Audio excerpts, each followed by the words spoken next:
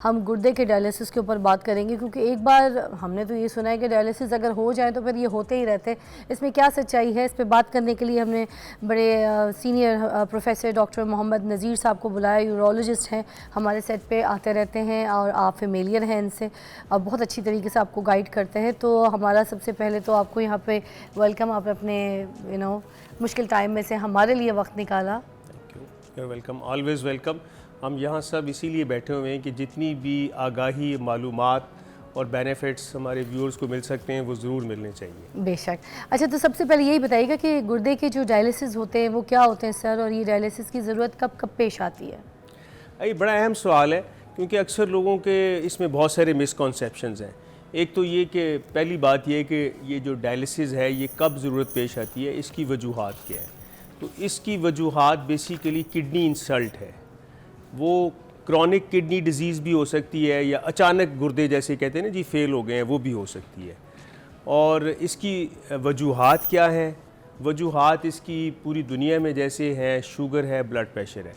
हमारे मुल्क में बदकिस्मती से एक ऐसी चीज़ भी इसकी वजह है जो बिल्कुल नहीं होनी चाहिए। क्या? और वो है पथरियाँ, और वो है प्रोस्टेट गदूद, और वो है पेशाब की नाली का बंद हो जाना। ये ऐसी चीज़ें हैं जो 100% क्योरेबल हैं, ट्रीटेबल हैं, इनका 100% इलाज है। देखें ना, जिसको शुगर है या ब्लड प्रेशर है उसकी कोई सर्जरी नहीं होनी, कोई ऑपरेशन नहीं होना, वो सारी उम्र एक ट्रीटमेंट चलता रहेगा।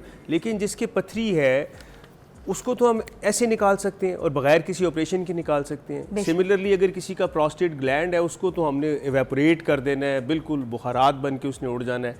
सेम डे प्रोसीजर्स हैं। इसी तरह किसी की पेशाब की नाली बंद है उसको खोला जा सकता है। मगर अनफॉर्चुनेटली ये चीज़ें भी जब हमारे मुल्क में ट्रीट नहीं हो पाती या वो मिस हैंडल होती हैं या अताइयों के हत्थे चढ़ जाते हैं लोग, तो उनके साथ बहुत बुरा हो जाता है और वो भी गुर्दे फेलियर में चले जाते हैं। अच्छा, अब जो आपने बात की कि जी क्या ये जो डायलिसिस अगर एक बार हो गए तो ये फिर खुल जाता है, बार बार होते रहता है, ये भी मिसकंसेप्शन है। अच्छा, ये भी सही लोगों का कॉन्सेप्ट नहीं है। हाँ, डिपेंड करता है कि मरीज़ के गुर्दे कैसे अचानक फेल हो गए। मिसाल के तौर पर एक बड़ी कॉमन सी चीज़ है loose motions, diarrhoea, vomiting, severe episodes हो रहे हैं, पानी की शदीद कमी हो गई है, या कोई और बीमारी ऐसी हुई है जिसमें गुर्दे मुतासर हो गए और वो आनन फानन मुतासिर हुए और आनन फानन ही गुर्दे फेल हो गए। ठीक, अगर आनन फानन या अचानक ऐसी चीज़ें होती हैं तो इसमें भी डायलिसिस की ज़रूरत पड़ सकती है।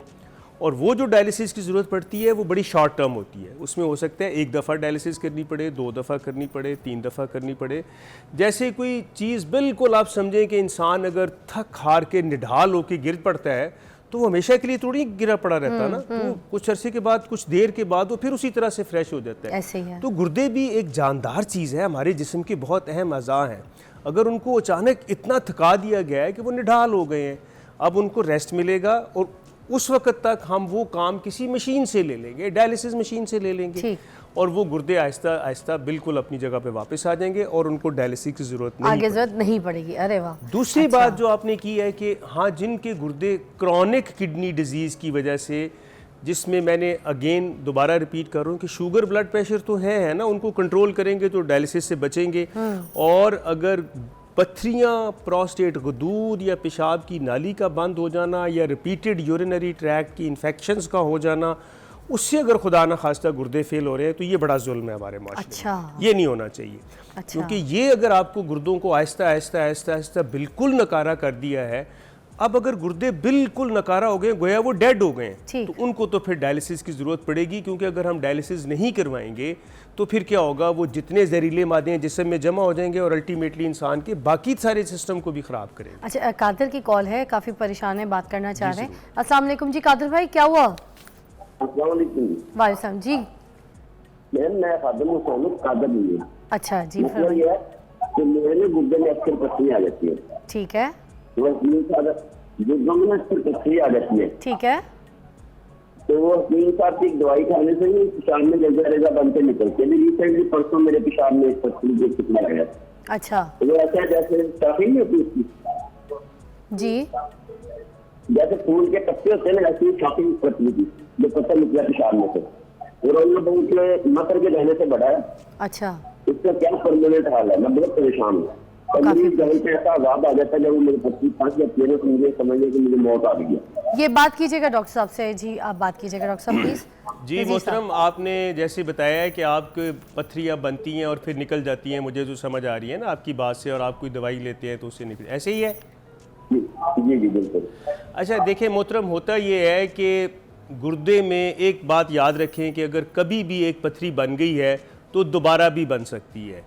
ये समझ लेना कि क्योंकि मुझे कभी दोबारा दर्द नहीं हुई तो अब मुझे पथरी नहीं है, ये हम बेसिकली इग्नोर कर रहे होते हैं, चीज़ों को सही तरह से समझ नहीं रहे होते। आपका जो सवाल है उसका बड़ा सादा सा जवाब मैं यहाँ पर दे सकूँगा। वो ये है कि देखें, जब अगर किसी भी इंसान को पथरियाँ बार बार बन रही हैं तो उसकी एक प्रॉपर एवेल्यूएशन होनी चाहिए, उसके कुछ टेस्ट हैं वो होने चाहिए, और फिर हम वजह ढूंढते हैं कि इसको किस ख़ास वजह से पथरियाँ बन रही हैं, और फिर उसके बाद उसका ट्रीटमेंट किया जाता है और उसकी प्रिवेंशन की जाती है, रोका जाता है कि ये पथरियाँ ना बने। पथरी बनना और निकल जाना ये तो ये बहुत मतलब आम सी बात है, और लोगों के बनती है, निकल भी तकलीफ में भी पड़ा रहता हूँ। जाहिर है जब पथरी बनेगी और वो पत्थर तो आपने कोई हाथ में पकड़ा हो तो वो आपको तकलीफ में मुब्तला कर देगा, और पथरी अगर खुदा ना खास्ता पेशाब की नाली में हो, गुर्दे की नाली में हो या गुर्दे में हो तो वो तो बड़ी नाजुक चीज़ें हैं।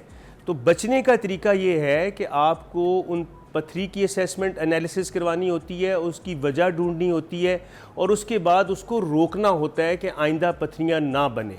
तो बेसिकली आपने एक माहिर यूरोलॉजिस्ट जो गुर्दा मसाने का स्पेशलिस्ट है उससे रब्ता कर सकते हैं।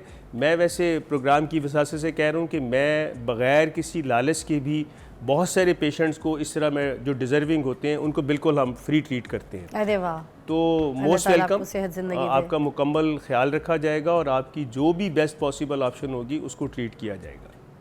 Very nice. अच्छा, डायलिसिस के बाद मुझे बताइएगा डॉक्टर नज़ीर साहब कि ये जो पेचीदगियाँ होती हैं डायलिसिस के बाद मुमकिन होती हैं पेशेंट्स को, वो कौन कौन सी हो सकती हैं? अच्छा, ये भी बहुत मिसकॉन्सेप्शंस हैं कि डायलिसिस के बाद पता नहीं क्या हो जाएगा। हाँ, अनफॉर्चुनेटली बहुत सारी चीज़ें ऐसी हैं जो तो या तो लोगों ने खुद ही अपने ऊपर सवार की हुई हैं, या उसमें कुछ नेगेटिव प्रोपेगेंडा मैं कहूँगा वो क्वैक्स का भी हो सकता है, उन लोगों का हो सकता है जो इस फील्ड के माहिर नहीं हैं, और उन्होंने लोगों को बड़ा उनके अंदर खौफ व हरास फैलाया हुआ है कि डायलिसिस कराएंगे तो ख़त्म हो जाएंगे और फलाना हो जाएंगे। क्योंकि ये बड़ा कॉमन सा एक जुमला बोला जाता है कि डायलिसिस नहीं करवानी।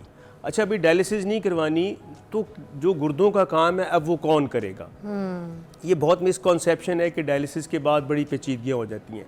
डायलिसिस का मतलब ये है कि ये एक गुर्दों की रिप्लेसमेंट थेरेपी है, यानी जो काम गुर्दों ने करना है वो अब हम टेम्परेरीली किसी भी तरीके से कर सकते हैं, मशीन के ज़रिए और तरीके भी हैं इसमें, उन तरीक़ों के ज़रिए। तो क्या गुर्दे जो कुछ कर रहे हैं वो हमें नुकसान पहुंचा रहे हैं, पेचीदगियाँ हो रही हैं? नो, वो तो हमारे जहरीले टॉक्सिक मादे जिस्म से बाहर निकाल रहे हैं। उस मशीन का भी यही काम है। हाँ, ये बात ज़रूर है कि जब डायलिसिस होती है तो पेशेंट को, चूँकि हमारे यहाँ इतनी ज़्यादा सेहत की बहुत आला सहूलियत नहीं है, वरना तो डायलिसिस घर बैठ के हो सकती है। डायलिसिस बिल्कुल ऐसे ही हो सकती है जैसे हम चलते चलते गाड़ी में पेट्रोल नहीं डलवा लेते रास्ते में, बिल्कुल उसी तरह आप डायलिसिस। हम बहुत ट्रॉमा लेते हैं यार, दुआ करना हमारी फुफो डायलिसिस पे। तो वो अनफॉर्चुनेटली हमारे यहाँ सहूलियत, just like a treatment, right? It is a treatment, it is just like कि जैसे आपकी किडनीज इस वक्त काम नहीं कर रहे तो उसको हमने रिप्लेस आर्टिफिशियल किडनी से कर दिया, आप ये कह सकती हैं। तो उससे मैं चाहूँगी देखने वालों को ये भी बताएं कि जब डायलिसिस हो जाते हैं तो जो रेगुलर लाइफस्टाइल होता है उनका, उसमें क्या चेंजेस आते हैं? मैं बहुत सारे पेशेंट्स को जानता हूँ जो मेरे साथ राब्ते में हैं और वो अरसा दराज से डायलिसिस करवा रहे हैं, 10-10 साल हो गए हैं डायलिसिस पे है, जिसमें एक डॉक्टर साहब भी हैं, हमारे कुलीग हैं, वो मैं उनको बड़ा अप्रिशिएट करता हूँ। वो डायलिसिस करवाते हैं, आते हैं, डायलिसिस करवाते हैं, उसके बाद ड्यूटी पे चले जाते हैं। really? क्लिनिक भी करते हैं अपना, हाँ, सारे काम करते हैं। हाँ, एक ज़रूर बात है, क्योंकि मैंने बताया कि हमारे यहाँ उस तरह के सेहत के चीज़ों की सहूलियत उस लेवल की नहीं है जो डेवलप्ड कंट्रीज़ में है, जो तरक्की याफ्ता ममालिक में है।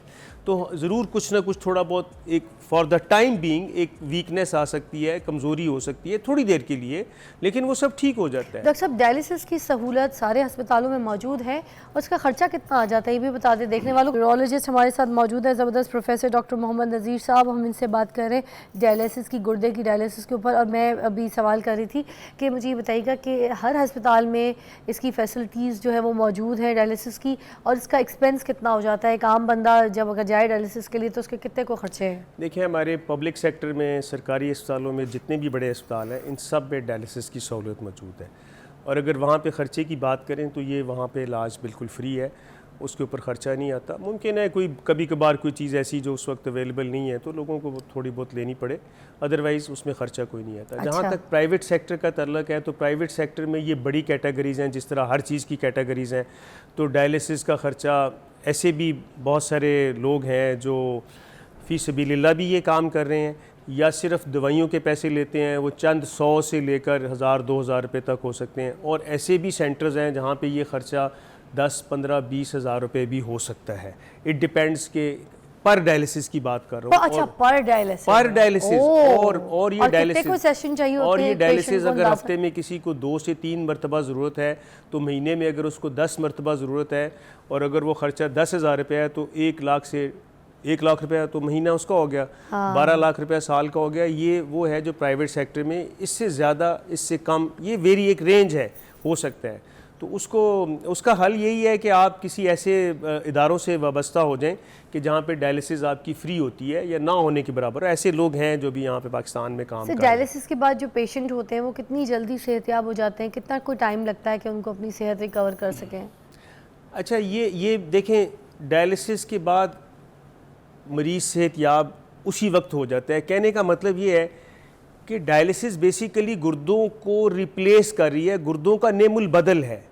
तो जिस तरह गुर्दे पूरी ज़िंदगी काम करते रहते हैं, डायलिसिस भी आपको उसी तरह से हफ्ते में 2 बार 3 बार ज़रूरत पड़ती है, तो आप सेहतयाब ही रहते हैं। हाँ, अगर डायलिसिस नहीं करवाएंगे तो पेचीदगियाँ होंगी। और डायलिसिस के बाद जैसे बहाली में सबसे अहम चीज़ क्या होती है अगर आपसे पूछी जाए तो? सबसे अहम चीज़ जो हमारी पूरी ज़िंदगी के ऊपर एक असूल है, वो है आपकी लाइफस्टाइल चेंजेस। लाइफस्टाइल चेंजेस के अंदर हेल्दी लाइफस्टाइल अपनाना, डाइट और एक्सरसाइज, ये 2 बुनियादी पिलर्स हैं जिसके ऊपर आपकी हर पेशेंट जो ख़ास तौर पे डायलिसिस पे है, किडनी पेशेंट है, उसको अपनी डाइट मॉडिफिकेशन की ज़रूरत पड़ती है। बाकी काम पे जाना, दफ्तर जाना, ये तो आपने बता दिया कि लोग ऑफिस जाते वक्त डायलिसिस कराते हुए निकल जाते हैं, तो वो वाला कोई ऐसा हो रहा है, दुनिया में हो रहा है, और पाकिस्तान भी हम भी उस तरफ आहिस्ता आहिस्ता बढ़ रहे हैं कि आप जाएँ रास्ते में, जिस तरह आप गाड़ी में पेट्रोल डलवाते हैं, आप डायलिसिस सेंटर पे रुकें, डायलिसिस करवाएं, मशीन कनेक्ट करें, डायलिसिस हो जाएगी, आगे चले जाएंगे। बिल्कुल इसी तरह ये काम आप घर पे भी कर सकते हैं। रात को सोते वक्त आप एक कनेक्ट करें मशीन के साथ अपने आप को, आपके एक कनेक्टर इधर लगा हुआ है, एक इधर लगा हुआ है, उनको जोड़ दें, सो जाएं, आपके 3-4 घंटे में डायलिसिस कंप्लीट हो जाएगी। सुबह उठें, अपनी ड्यूटी पे करें, आपका कोई वक्त भी ज़ाया नहीं होगा। तो ऐसी चीज़ें, इसमें डेवलपमेंट, इसमें भी बहुत डेवलपमेंट के बाद कोई ऐसी ग़िज़ाएँ आपको लगता है जो लोगों को ज़रूरी लेनी चाहिए, या कोई ऐसी मेडिसिन जो बिल्कुल इस्तेमाल नहीं करनी चाहिए, वो भी प्लीज़ बता दें। एक तो ये बहुत अहम चीज़ है कि आपने अपने डॉक्टर से रब्ता रखना है, डॉक्टर से रब्ता रखना है जो आपका माहिर है, आपके गुर्दों की हिफाजत को वो जानता है। दूसरी बात यह है कि ग़िज़ाएँ, इसमें अगर मैं मोटी मोटी बात करूँ तो गोश्त और दालें, और जितने ये सिट्रस फ्रूट्स हैं, और खजूर है, और केले हैं, और जिसमें पोटेशियम बहुत ज़्यादा होता है, उसको हमने अवॉइड करना होता है। और हाई प्रोटीन डाइट बहुत ज़्यादा नहीं लेनी होती। डायलिसिस पे जहाँ प्रोटीन डाइट की ज़रूरत भी होती है, लेकिन एक वहाँ पे बैलेंस डाइट की ज़रूरत होती है। तो फिर इसका मतलब जिम तो नहीं कर सकता बंदा, क्योंकि if he can not take or she can not take the protein diets and all, तो फिर जिम तो प्रोटीन मांगती है ना? नहीं, देखें, उतनी प्रोटीन जितनी हमें चाहिए, और देखें, एक मॉडरेट चीज़ की रिकमेंडेशन है। ठीक। आप अब हैवी बॉडी बिल्डर बनने की कोशिश करेंगे तो मुश्किल हो जाएगा, क्योंकि आपके जिस्म का एक अहम एजाज जो है वो उतना हेल्दी नहीं है, बल्कि वो तो काम ही नहीं कर रहा, नकारा हो गया, तो उसको रिप्लेस कर रहे हैं। ठीक है, एक ब्रेक लेंगे, ब्रेक के बाद आपको दोबारा ज्वाइन करते हैं। आप देख रहे हैं मॉर्निंग विद फिजा।